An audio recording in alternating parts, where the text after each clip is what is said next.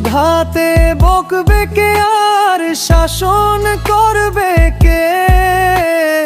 আঁচল দিয়ে চোখের জল আর মুছিয়ে দেবে কে?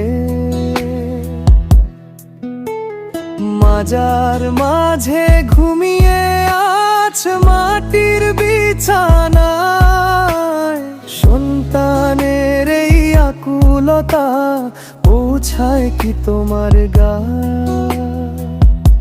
খোদার কাছে হাতটি তুলে এই মোনাজাত করি, জান্নাতবাসী করিও তারে যে আমার জন্মদাত্রী।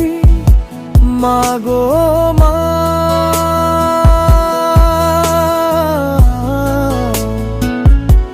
ভালো থেকো মা।